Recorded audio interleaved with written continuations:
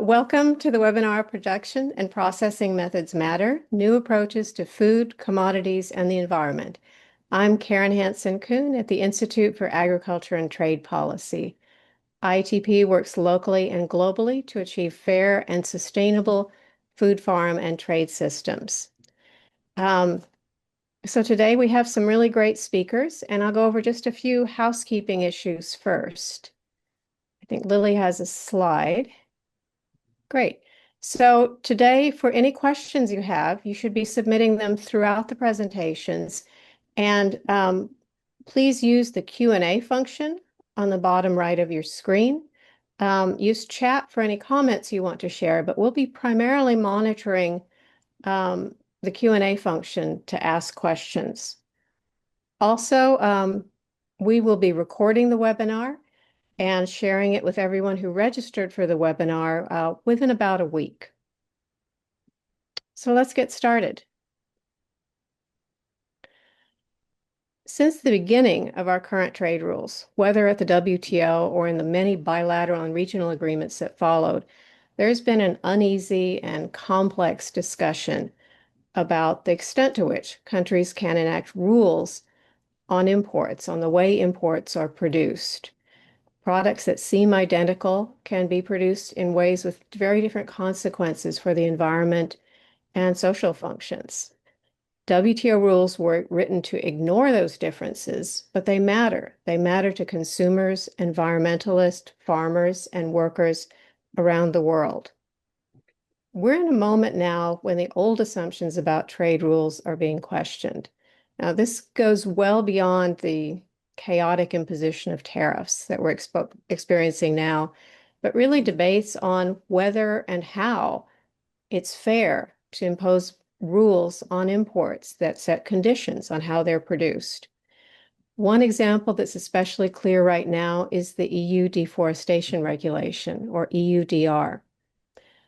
Those rules would require companies to certify that certain imported goods, agricultural goods that include cattle, wood, cocoa, soy, palm oil, coffee, and rubber that are being imported into the EU are produced in ways that are not the result of deforestation.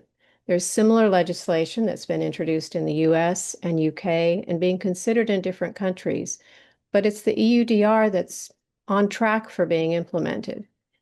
But there's controversy. Controversy with the WTO rules, controversy within the EU. It's already been delayed a year, and now there's discussion that it could be delayed another year, supposedly because the computers can't handle the information load. Still, whatever happens with the EUDR, the imperative to find new ways to address these issues remains. As I said, the current WTO rules are simply not set up to deal with these problems. So today we'll hear from 3 experts from around the world on the reasons behind those rules and new ideas that are emerging in conversations with people in the global North and South. We'll also hear about how this is playing out specifically in Brazil, both in terms of civil society responses to the EUDR and how those rules interact with other trade rules, particularly the EU-Mercosur arrangement. There are no easy answers to these questions, but there are some important debates opening up on the trade rules we need. Trade rules were set up primarily, the ones we have now, to facilitate flows of goods and services and investment. And I think what we're finding now is that's not enough.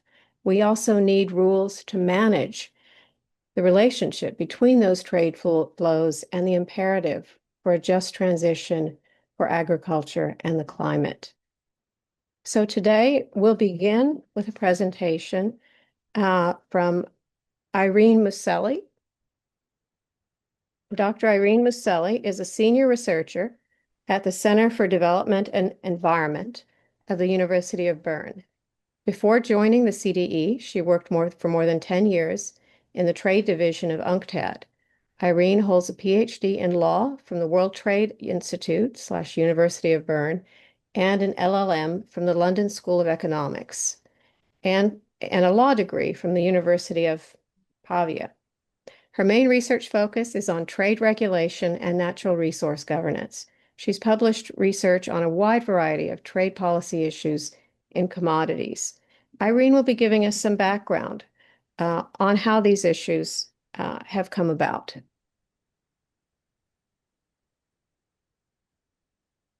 Thank you. Thank you very much, Karen. I'm very pleased to be with you today. Next slide, please.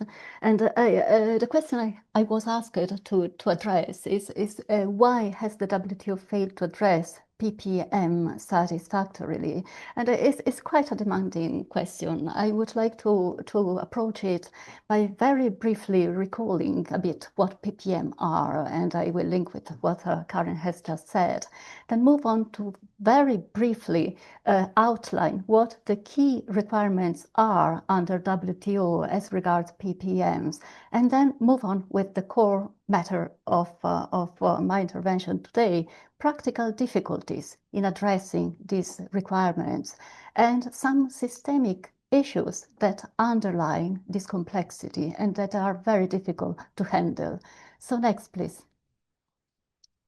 Very briefly on PPM. PPMs, what do they stand for? Processes and production methods. The matter at hand is how food, how commodities, how something is produced in terms of processing, in terms of production. And this issue stands at the very core of what type of food systems or farm production systems we want. And it's very engaging since it is very close to us. Just think of GMOs, for example, pesticides residues in food, or moving from the food safety debate to the environmental debate, deforestation-free certification, as mentioned before by Karen, with reference to the EUDR. And the trade policy question involved is to what extent countries, and specifically WTO members here, can draw regulatory distinctions across otherwise like products, just based on how these products were produced. And in this respect, the case law under WTO law has evolved significantly.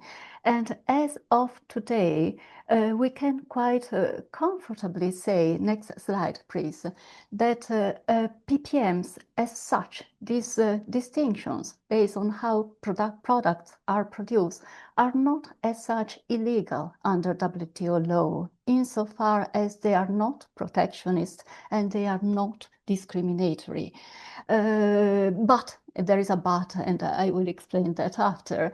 Let me now just briefly recall what are the key requirements under WTO law, and I need to oversimplify a lot, since we have very complex sets of disciplines that cut across the GATT, the TPT agreement, the SPS agreements.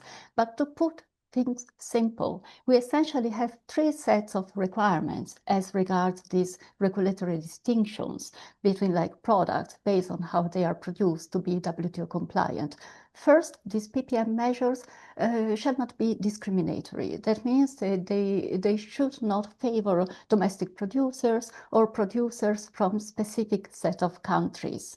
Second, they should be proportionate. That means this distinction must be correlated at least to their stated objective. They must be fit to attain their stated objectives, and they should be no more trade restrictive than necessary. This is a proportionality requirement. And third, as far as SPS measures are concerned, that means food safety measure or phytosanitary measures, they should be grounded in scientific evidence. So at first, these three sets of requirements: do not discriminate, be proportionate, no more trade restrictive than necessary, and try to be sound in terms of scientific assumptions. These three sets of requirements sounds quite reasonable, quite straightforward, but in practice, they are really loaded with complexity.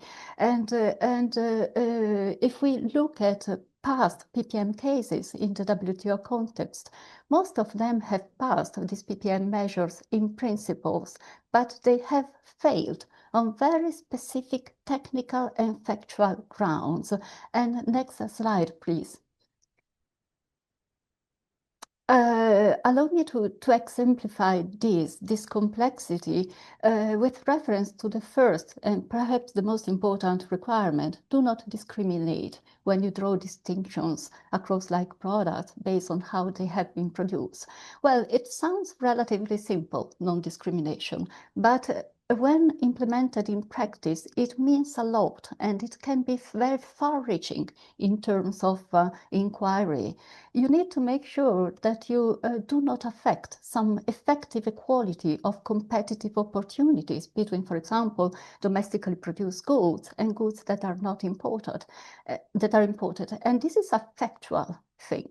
You need to look, for example, to the fact that your production requirements do not put disproportionately high costs of compliance for imports. And things can become extremely complex in practice. A second facet of this requirement is that your PPM measure shall not be coercive. That means, as a matter of fact, it should be flexible enough to provide equivalence for effective regulatory alternatives, since specific social or environmental objectives could be attained in different ways. And also this can be extremely intense in terms of context-specific factual assessment.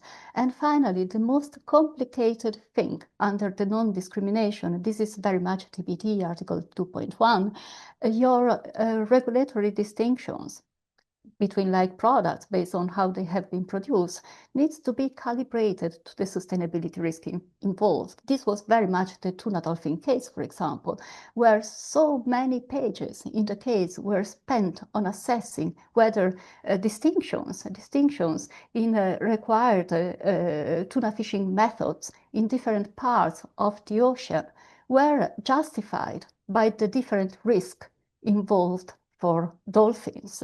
So in the end, is a very fact-intensive assessment, the one that is carried out to implement WTO rules and assess the compliance.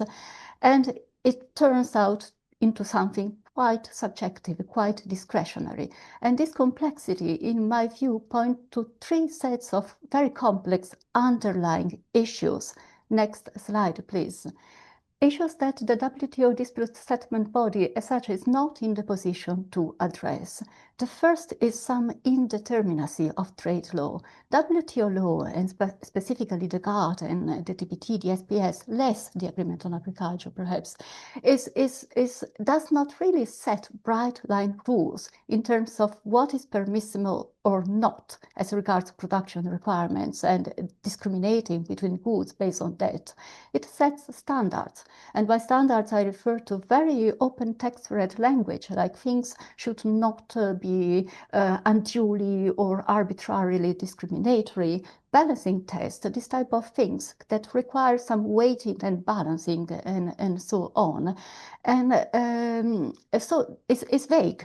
It needs to be implemented, and sometimes when implementation becomes very fact-intensive, things become extremely complicated. Second, the limits of systemic integration. The conventional view among lawyers is that when you have this type of an open text read language, you can easily fill in the gap or give some practical relevance to open text read language by interpreting the rules, trade rules, in the light, for example, of human rights obligations and so on. And this is certainly true and is very important.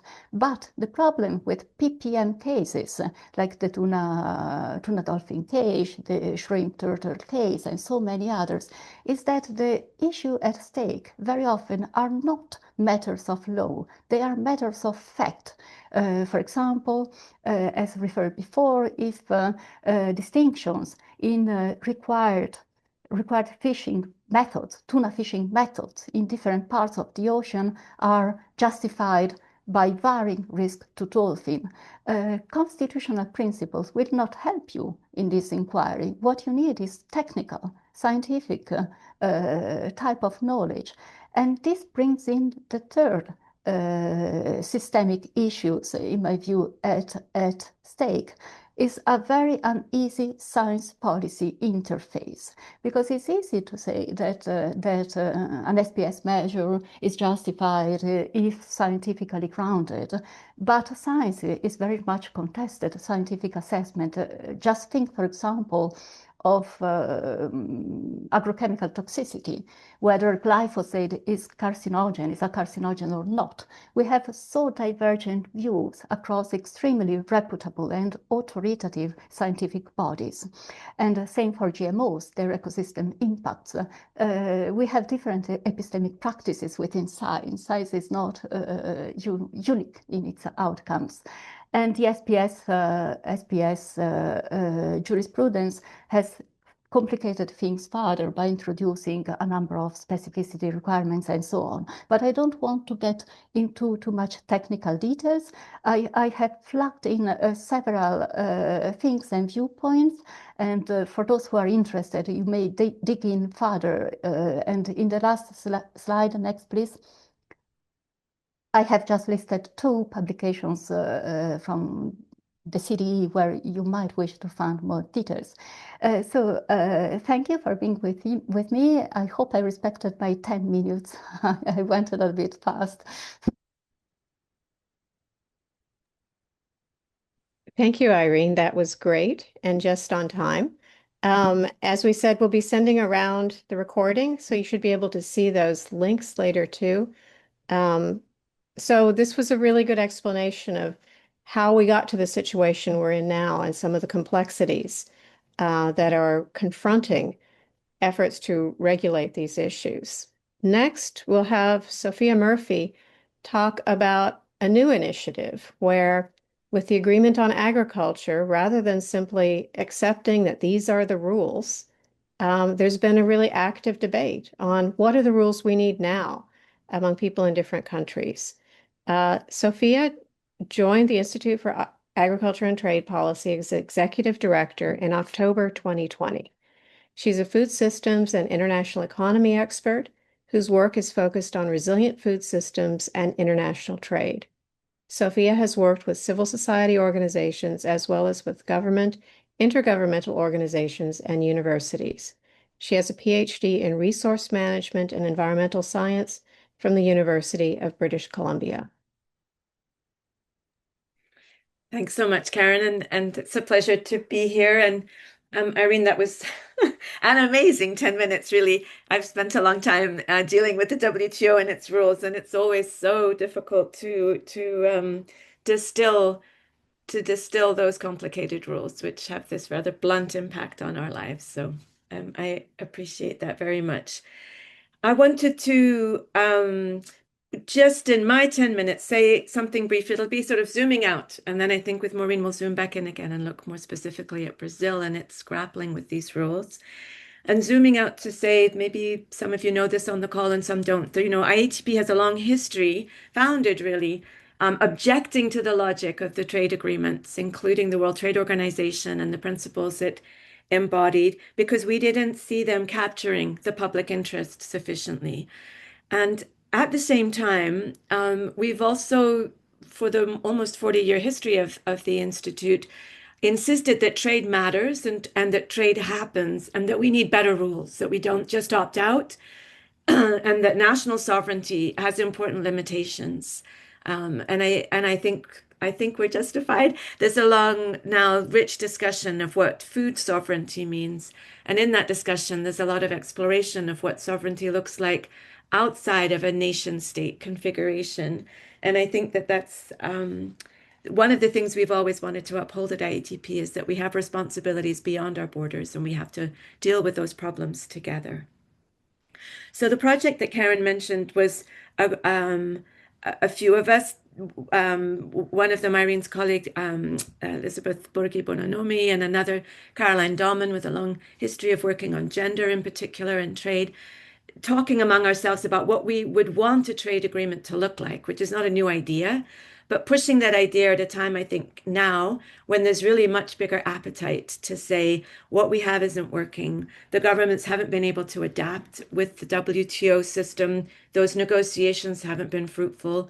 And I think it's because there's a real tension between or in with regard to agriculture, there's a real tension between what countries are asked for by the public, what the governments want to protect in terms of even just their near-term political power, and what the trade system is pushing all the time, which is often in conflict with those different articulations of a national interest. So the project has brought together really kind of 12 or so experts to think what could we do and how would we base this differently.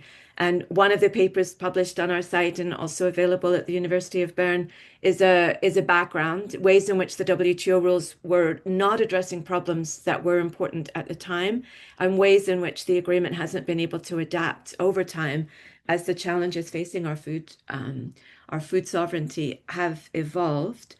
And we also have a background paper on principles, which I'll come to at the end. But first wanted to say something building on Irene's point about this. These production and processing methods are really at the heart of the food systems that we want. They're at the heart of the economies we want, even more broadly. And they're also at the heart of sovereignty issues. You know, should a country be able to determine what happens in its borders? And of course, we already have limited ways in which that's true and that the WTO recognizes around labor laws, around some kinds of environmental measures as well. But as Irene pointed out, it's been very difficult in practice to get the trade system to respect that there are other forms of international law and other interests which have to be held in balance with what the trade system asks. And I would argue even further that the trade system doesn't need that non-discrimination clause, for example. You can have a perfectly viable, sufficiently efficient trade system and allow discrimination. And that the failure and the examples Irene was offering so quickly, but these cases of say devices to stop turtles getting caught in shrimp nets and rules against using chlorine as a way to clean chickens and so on. These are issues that also have social, political, and cultural importance. And the failure of the WTO and the trade system to understand how our economies are not isolated from our social, political, and cultural norms has increasingly eroded the support that would be there for trade as an instrument of economic action. And so I think there's been this huge problem for the trade system all along that it's not very popular. And the PPM debate for me is at the heart of why so many people are persuaded that trade is against their interests and not in favor, because they see that when they fight, for example, to ban pesticides, which are banned even in the country that produces them, and yet the trade rules keep pushing against that. The interests in their own country are able to use the trade rules to continue to import those substances. So I think I'll just come to some of the principles and say a bit about them. And I want to say I will also mention principles that are emerging from a process that La Via Campesina has engaged in. La Via Campesina is a federation a global federation of peasant and farmer organizations from around the world. And over time, it's still holding clear that this federation has no interest in the WTO framing trade or having a role to play in agricultural policy. But the Via Campesina has come around to suggesting that we do need trade rules and that the framework should be different. And there's quite a bit of synergy in the two different processes and the principles they've come up with. So I just want to spend a minute on some of those ideas. So this will take us back away from PPM in a sense, but it will come to some of those underlying issues where we're dealing with imperfect science and a lack of accountability to the public, and I think a too limited understanding of what sovereignty could be. So in terms of our model treaty, and we can put links to this document, as I say, it's published now on the web, we had 8 principles. And the first was respect for human rights and the implementation of the Sustainable Development Goals. And that's really an assertion that we have a lot of international law already adopted by government that points us in the direction we want to go for more sustainable and more accountable food systems. And yet the trade system is not integrated into that. The second principle is called resilient global food security. And that's bringing in what we know from our food system, food security and sustainability work is that we need diverse food systems. We also need things like redundancy. We need to have ways in which we have fail safes because when crops fail, people go hungry. It's not quite the same as doing without a car because a part was missing, or it's a kind of fundamental thing to life rather than something that is added on. And so resilient global food security is not congruent with the policies that we have of non-discrimination and maximizing efficiency understood in a narrow economic term. The third principle is to understand that as humans, we are part of nature. We don't simply get to instrumentalize nature and then survive independently of it. And even just yesterday, there was an article about how Europe is one of the worst hit regions with climate change, with high levels of heat, and the damage that is doing to economics, to businesses that all depend on the natural systems in order to flourish. And there's so many examples, but we need to be building trade rules that understand nature is not an externality, but fundamental to our survival. Principle 4 links to that, but also more broadly to our behavior towards each other, which is do no harm. This is one of the principles that has been much more elaborated in environmental law, but is not at all upheld in the trade system, or not sufficiently upheld in the trade system. The fifth principle is inclusive, sustainable prosperity and a well-being economy. And this and principle 6, redressing power inequalities, is getting at the fact that although there's tremendous growth around the world, and in many places there has been a reduction in absolute levels of hunger, absolute levels of poverty, there's a deeply unequal division of those benefits. And the trade system has, by not disciplining private concentration of power and only focusing on state concentrations of power, it's exacerbated and increased those inequalities, which is another reason for the lack of sort of popular support for trade. But it's also deeply problematic because it creates huge social costs that governments then have to make up in other ways with safety nets or other measures. The seventh principle is participation and accountability.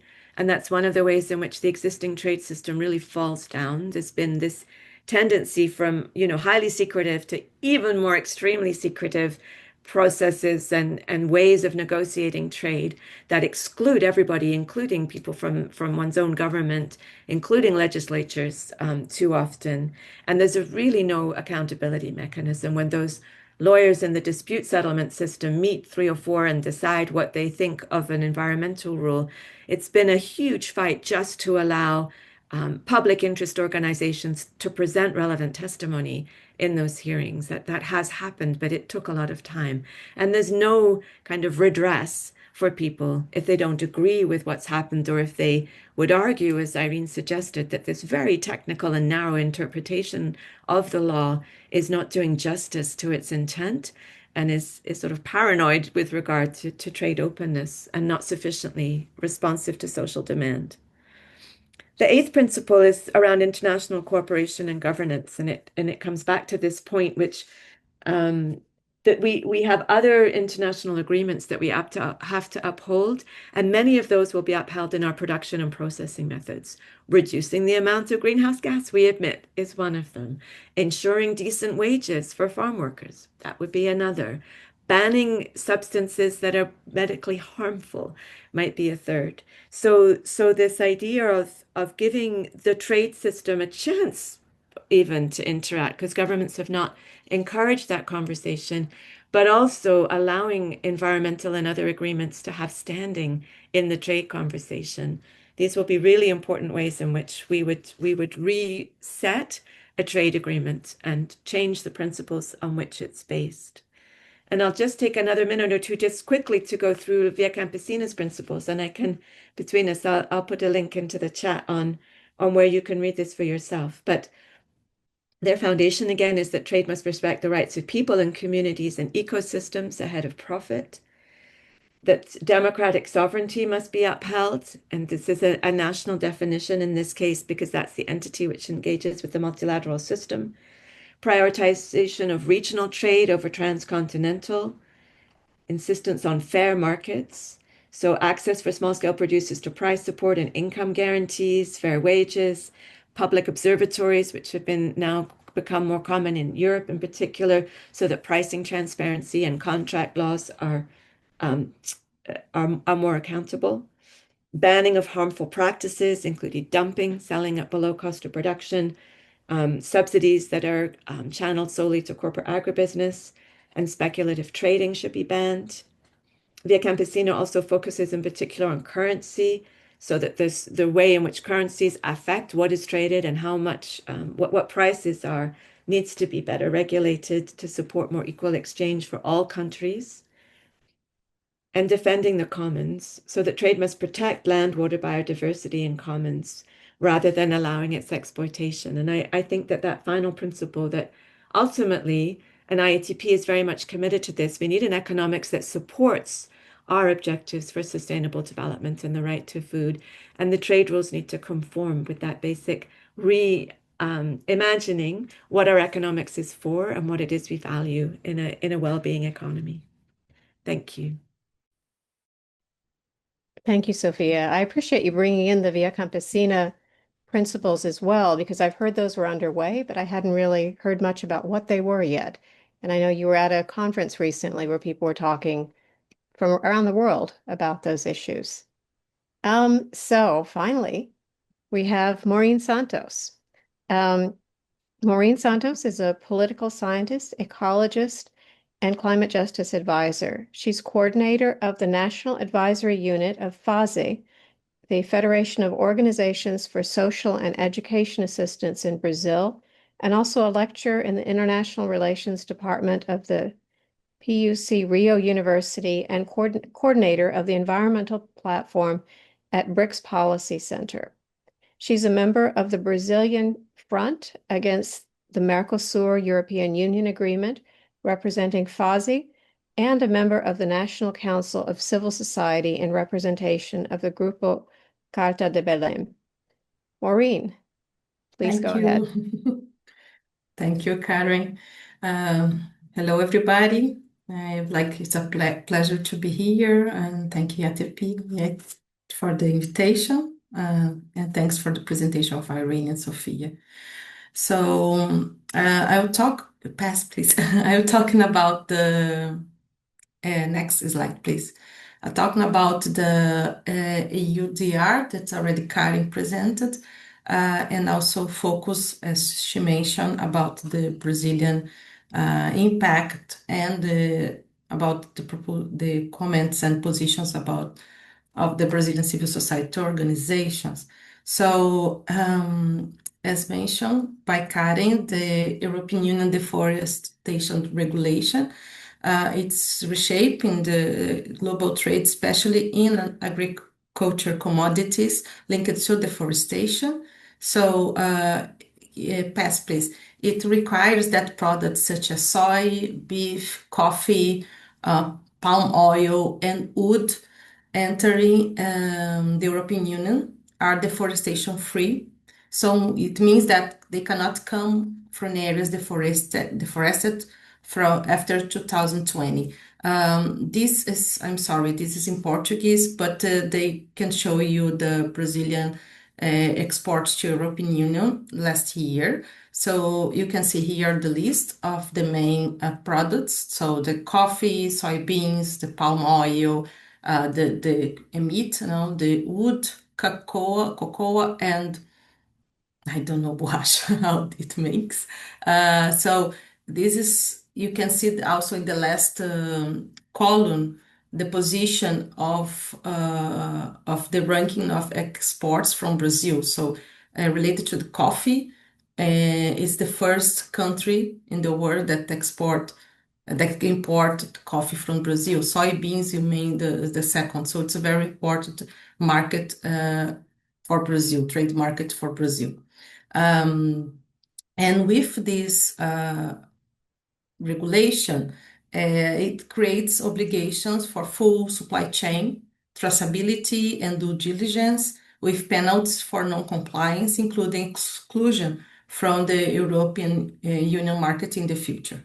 So as you see, the main products for Brazil, that's a major export of these commodities in South America and is a member of Mercosur, that just sign up in trade agreement between Mercosur and Union Europea, this has a highly significant impact. This is because Brazil dominant agribusiness model is based on large-scale livestock and monoculture farming, which are often linked to the land conflicts, environmental degradation, violations of indigenous and traditional communities' rights. I can pass, please.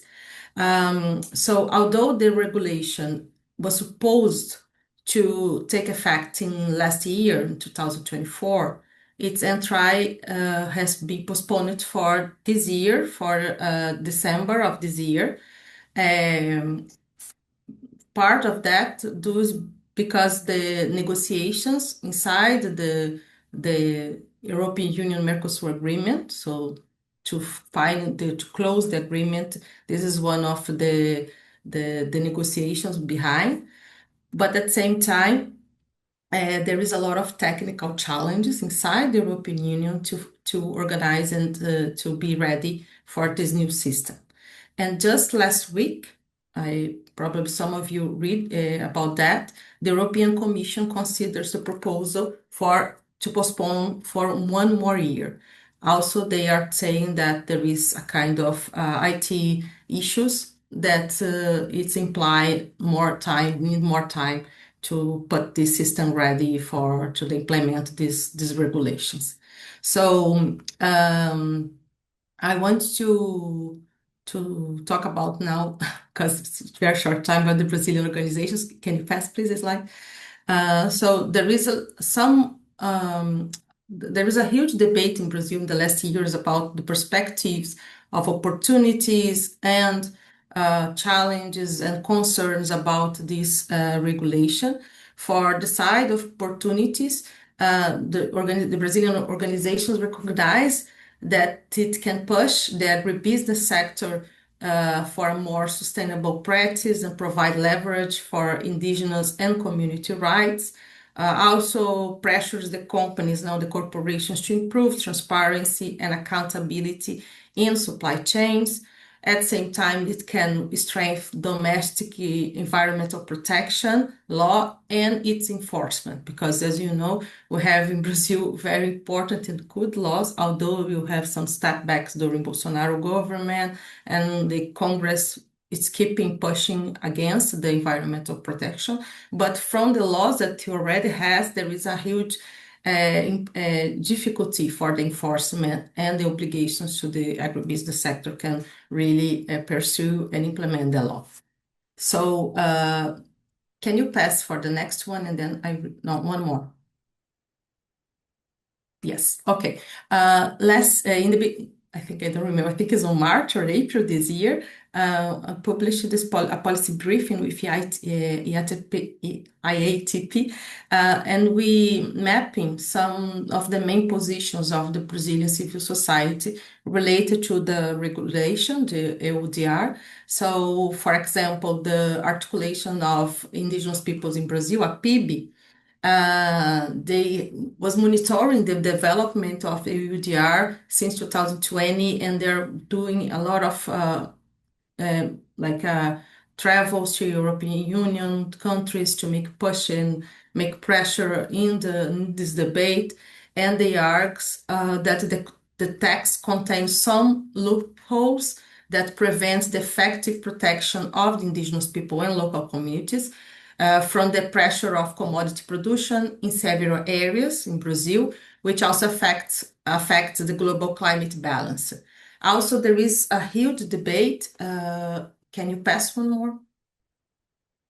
Related to the area of Brazil that there is forest and the grassland regions, no? So as I'm not present, you can see my arrow, but this behind this green area, that's the Amazon forest, there is this area of that you can see more brown, and this is the area that there is the expansion of the agribusiness production in Brazil. So it has especially the soybean and corn that's associated. So this is the area that was called Mato Piba, And this area, there is a several indigenous peoples and traditional communities in this region, and with a huge impact for their territories.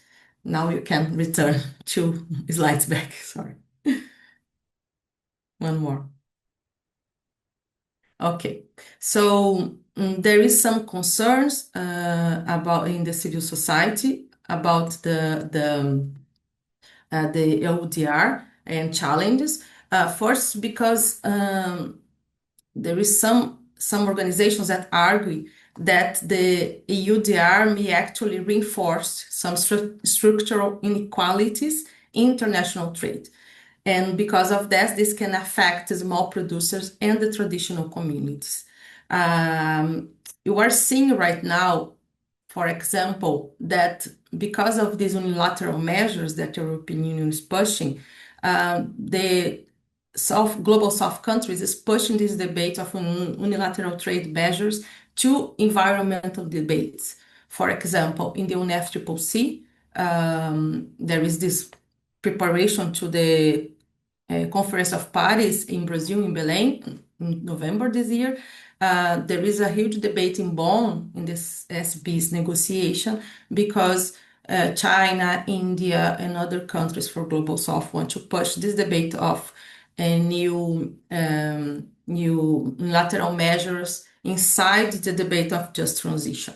And this was, for us, it's really bad because we have a completely different comprehension about how you be a framework of just transition that's not related to trade, and trade issues should be debated not in environmental agreement, but in its own agreement that you have an organization for that, that's WTO. So this is just one example of how this debate of unilateral measure as the European Union regulations pushing also for other areas as the climate change debate.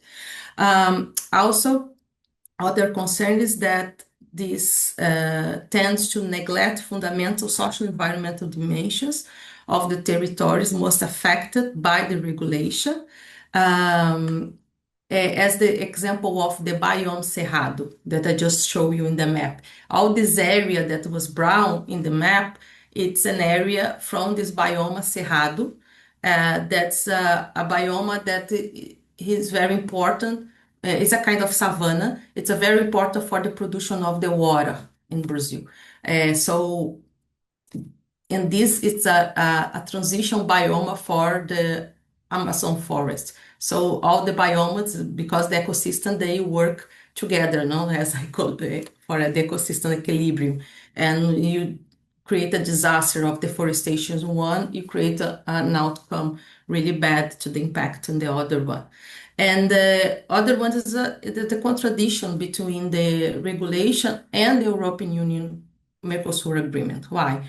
Because the Mercosur European agreement, it's open up a lot of commodities and other products to reduce their taxes or just zero their aliquotas for the trade, but specific in these areas that can create much more impact in the Brazilian biomes. For example, livestock, soybean, corn, wood. So the majority of the list that I show you in the beginning of the presentation. As my time is finishing, also there is other issues that have this tension between the European Union agreements and the EUDR is also this fears of the double standard.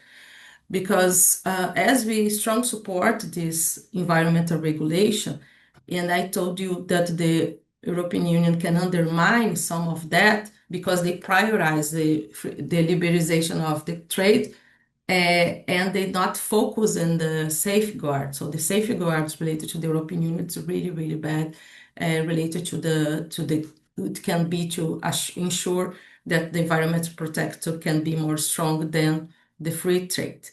And to finish, the Brazilian organization, it's insisting that the deforestation free trade must also mean social justice trade. As Sophia mentioned already, no, the trade should protect small farmers, indigenous people, and traditional communities, because we can bring this old and current trade rules that keep in waking our environmental social protector. So thank you very much.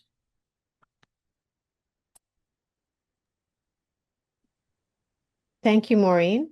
And thank you everyone for being right on time. That doesn't always happen.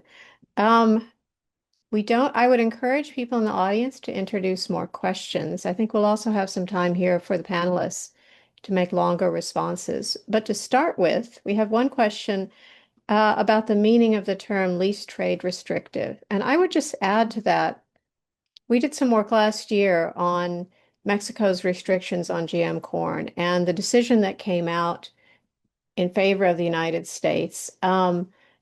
Really use those terms of least trade restrictive, which means restricts trade as little as possible, even if it's not the most effective measure, and non-discrimination. Both of these, as Irene said, seem totally reasonable principles, and yet they've led to a lot of problems in trying to develop more sustainable approaches.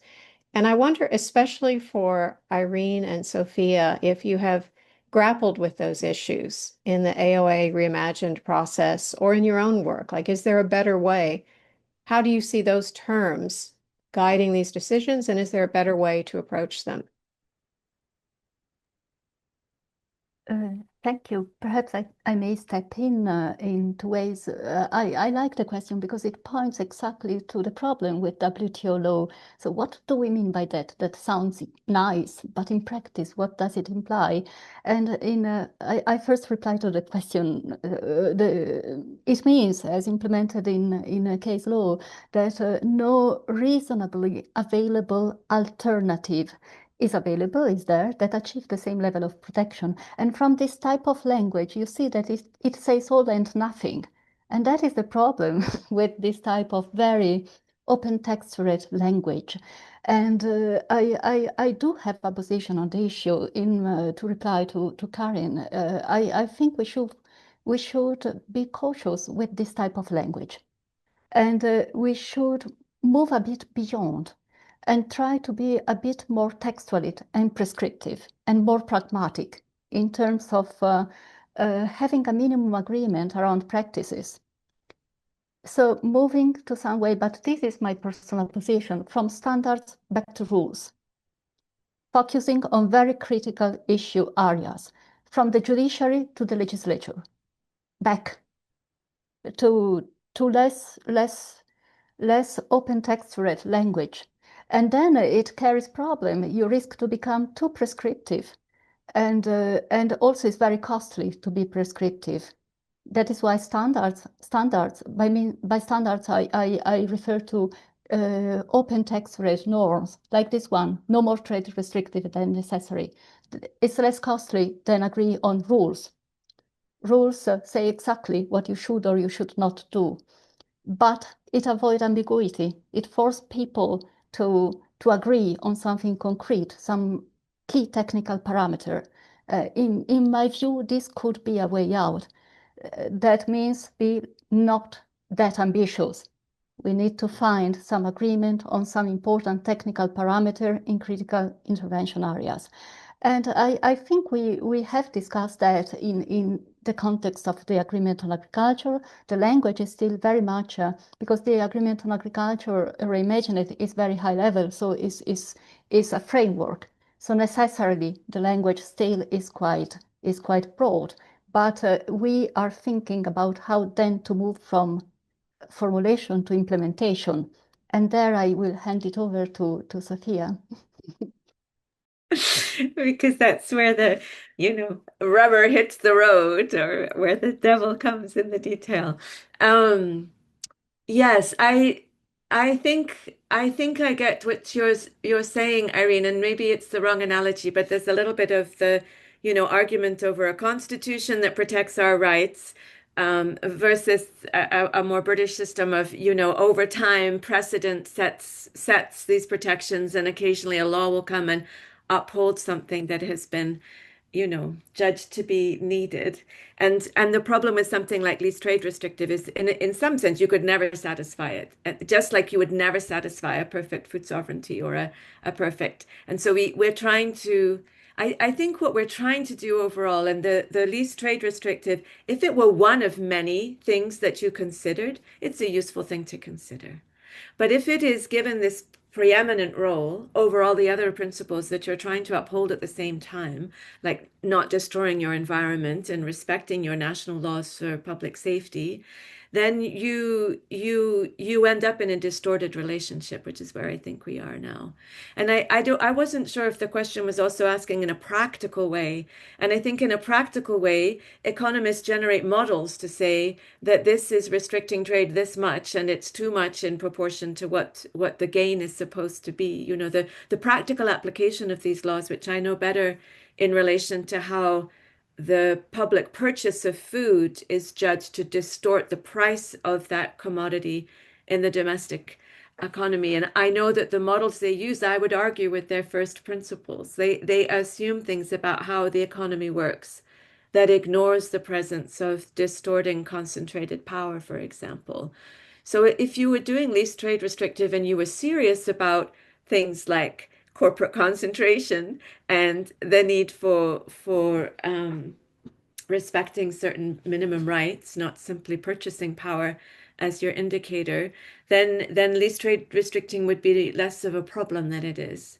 So I guess part of my answer is that this is the reason we went back to fundamentals, because actually underlying that little idea is a set of economic assumptions and what we would call neoclassical economics, which has serious problems and within the academy is continually being shown to fall short of the economics we need if we're going to start assuming that we are part of a planet that needs to survive for us to be well.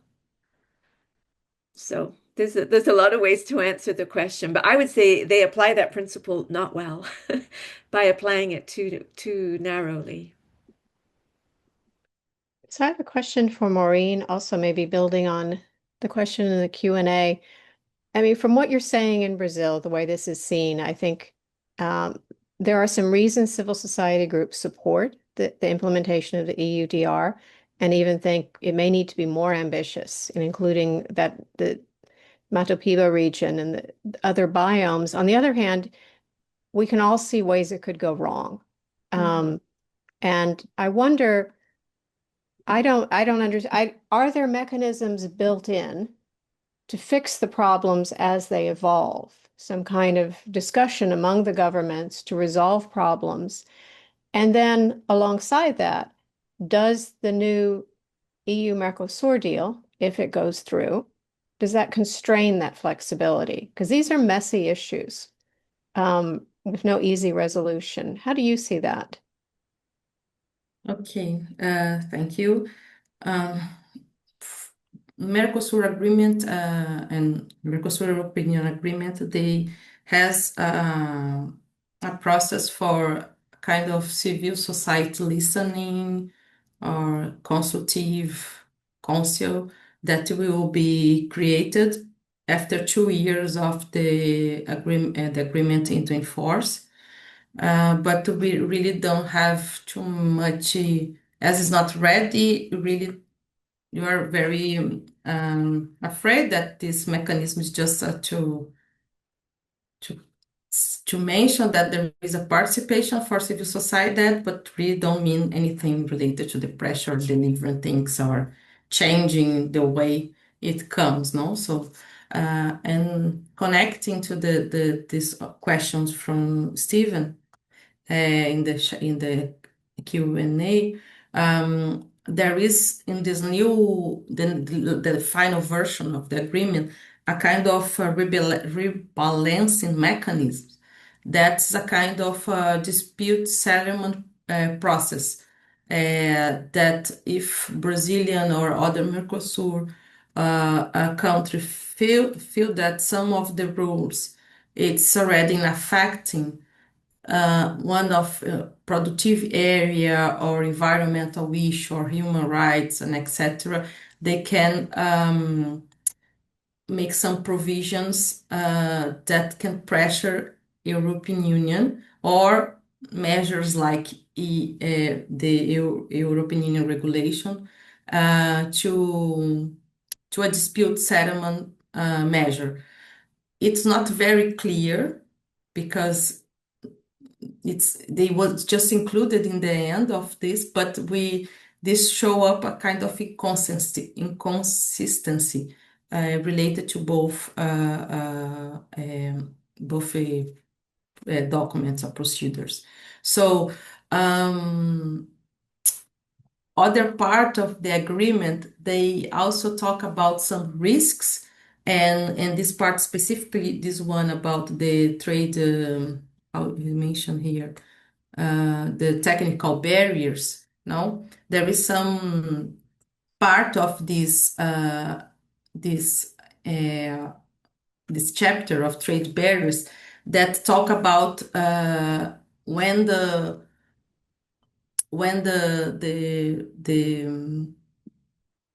regulatory measures are perceived as a trade restrictive,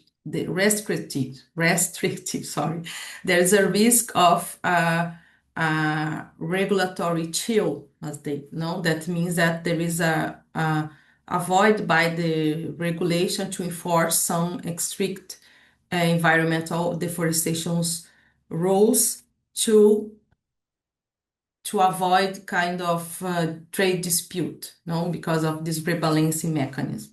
So we saw a lot of consistency between this chapter and the UDR, also because they mention a lot of WTO regulations. But at the same time, there is issues about this rebalance mechanism, some kind of a timeline, because you have this difficulty between the implementation of UDR, you just mentioned that in the presentation, and also the implementation of the European Union Mercosur agreement. And this trade barriers chapter also encourage the acceptance of some test results from European Union conformity assessment bodies and other procedures. And these kind of issues, they can help, of course, the international trade, but at the same time, they can oversight this context of deforestation regulation. So there is some concrete examples related to the EUDR traceability requirements and other issues about compliance or full compliance of the regulation that can also compromise this chapter. So, but we don't have really a final or close answer because both is still on, no, didn't start to implement it. So it's just possibilities. Thank you. We just have a little time left. I see there's a really interesting question in the chat about whether the AOA Reimagine project has considered issues around export bans. So what I would like to suggest is that maybe each of you make any final remarks. And if you have anything super brief to say about export bans, that would be great. Otherwise, we are about at time. So I think I'll start with the order we began, Irene, Sophia, and then Maureen, just like 1 minute each, or the main one thing you would like people to take away from this meeting. Thank you. As mentioned by Sophia, my takeaway we really need something radically new, moving away from what was the WTO approach. And as regards export bans, a principle from the Agreement on Agriculture that is important in my view is this ban should not do harm to the most vulnerable. So we need to find mechanisms to avoid that. Thank you. And I just would say two things. One on fair trade, and to say we have models that start with production and processing methods that matter. And fair trade has, many setbacks, but has tried to work within the existing market that we have. And I think we can learn a lot from what they did and think a lot about the possibilities if we were to change the conditions in which fair trade tries to thrive, because all of the conditions are against them. So I think there's important lessons from work we've already done that started with PPMs. And on the export bans, just to say that I've argued for a long time that this ban is one of the ways in which the trade system is most destabilized and undermined. And so in addition to considering these measures that would protect humanitarian, writ large, I think you also need to be involving exporters in more prolonged kind of guarantees. If they're involved in a regular way in providing a food system, they shouldn't be able to destabilize it unilaterally any more than other countries are allowed to impose unilateral import bans. There's a great discrepancy in the current rules that doesn't hold exporters accountable and yet disciplines importers. Maureen, what would you have people take Okay. away? Sorry, just 1 minute. I really think that we should bring this debate and also connect to what's going on right now related to the US big tariffs around the other countries in the world. As you know, Brazil was tariffed by 50% of a lot of products. And because of all this debate of tariff and sovereignty, there is a different perspective of some of Brazilian left groups and the population to support the European Union Mercosur agreement right now. So this has also implicates a lot of new issues that you didn't see here because of that. And you see increasing of the bilateral trade agreements related to US and other countries in the world that even take in account none of this debate that we're taking here about environmental protection issues and climate. So I think this is also important to talking about, and it should be something that we can think about. And thank you very much. It was great to be here with you. Thank you, everyone. I certainly agree. Like, we are in a bizarre moment in trade policy. And I think we're also trying to think about the medium term. Like, we need to keep moving on these issues and hope we will get to a point where we can be making progress. So I want to thank everyone again. As I said, we will be circulating the recording within a week.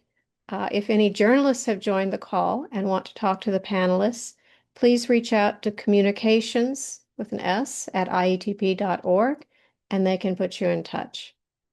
Thanks very much.